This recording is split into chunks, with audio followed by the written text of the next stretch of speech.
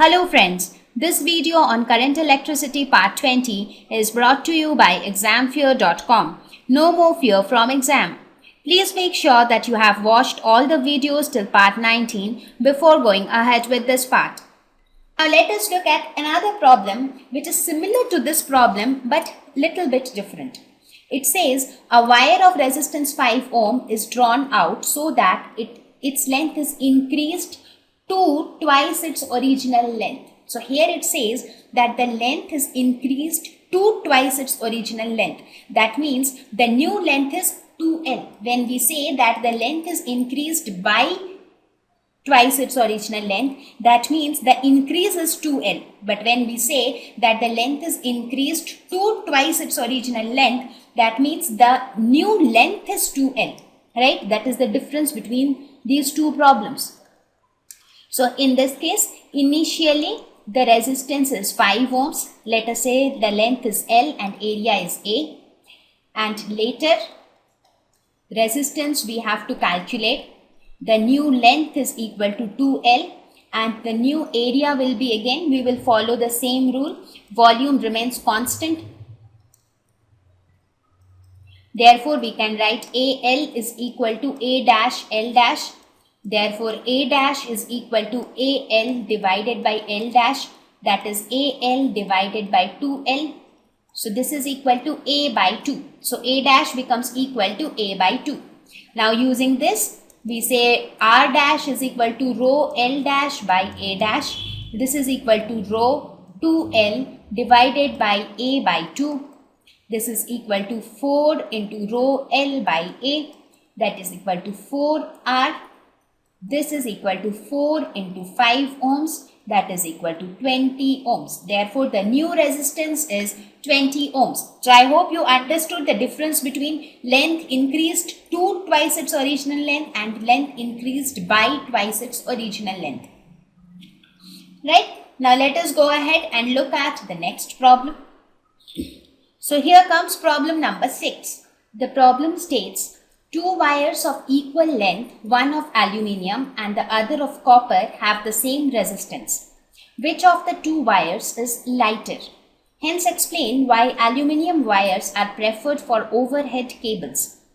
So let us consider aluminium here. So length of aluminium is L.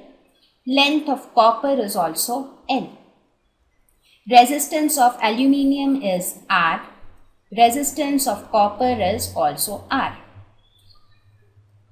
Resistivity of aluminium is rho A and resistivity of copper is rho C. Their resistance is same but their resistivities are different because resistivity is one fact. Resistivity is specific to a particular material and resistivity is just one factor for determining resistance because there are other factors also on which resistance depends. Right? So, in this case, we can write RA is equal to rho A L divided by AA, that is area of cross section for aluminium. In this case, we can write RC is equal to rho C L divided by AC. Now, this RA and RC are equal. Therefore, we can equate this and this.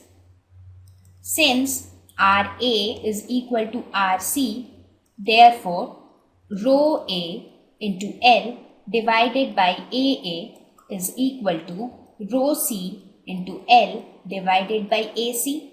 So, this L and L will get cancelled. So, from this,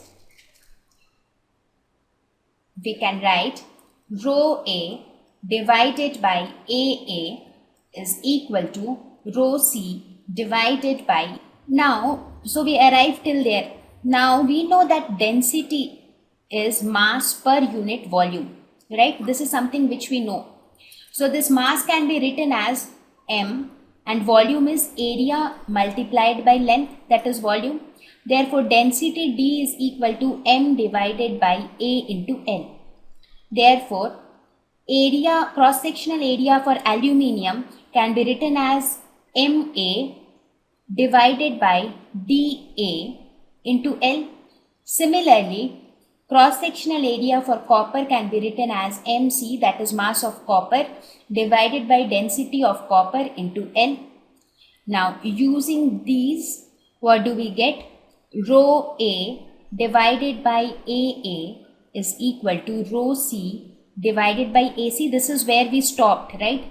So now we will put these values of areas here. So this will become rho A divided by MA into dA into L is equal to rho C divided by MC into dC into L. So this L and L will get cancelled. So from this we will get MC divided by MA is equal to rho C divided by rho A into dC divided by dA. So now densities of copper and aluminium as well as resistivity of copper and aluminium is already given in the problem. So using that, we can write it as 1.72 into 10 to the power minus 8 divided by 2.63 into 10 to the power minus 8 into 8.9 divided by 2.7. So this value comes out to be 2.16. Therefore, we find that mass of copper is equal to 2.16 times the mass of aluminium. That means aluminium is lighter. So we solved the first half of the problem. The second half asks, why is aluminium preferred over copper for overhead cables? This is because of this reason. Since aluminium is lighter, even though the length and resistance of the aluminium is same as copper, I mean whenever we are using a particular metal for cables, we will see that what is the resistance, what is the length of the cable required, because if too much of length is required, we will unnecessarily not waste so much of length, right? So, but if you compare copper and aluminium, same length of the cable, same resistance, but aluminium is lighter, so it is preferable, right? Because unnecessarily why would we use such heavy wires for overhead cables? That is the reason why aluminium is preferred for overhead cables. Let us try to solve problem 7. It says a wire is stretched to make it 0.2% longer. What is the percentage change in resistance? So this also we will solve with the same approach. Initially, length is L, a cross-sectional area is A and resistance is R. Later, what happens to the length? New length L dash becomes 0.2% longer. That means initial length plus 0.2% of the initial length. So that becomes L plus 0.2 divided by 100 into L. So this becomes 1.002 L. What happens to the new area? New resistance anyways we have to calculate, right? New area again we will calculate in the same way. Since volume remains constant, therefore we can write A into L is equal to A dash into L dash. So A dash becomes equal to AL divided by L dash. So AL divided by L dash is 1.002 L. Therefore area A dash becomes equal to A divided by 1.002. So now let us try to calculate R dash. So what will be R dash? R dash will be rho L dash divided by A dash.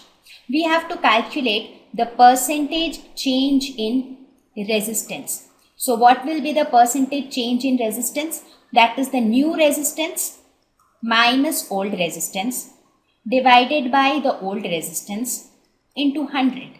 So this will give the percentage change in resistance, right? So now let us calculate the value of R dash minus R. So this can be written as delta R divided by R into 100 percentage. So let us calculate delta R, which is equal to R dash minus R.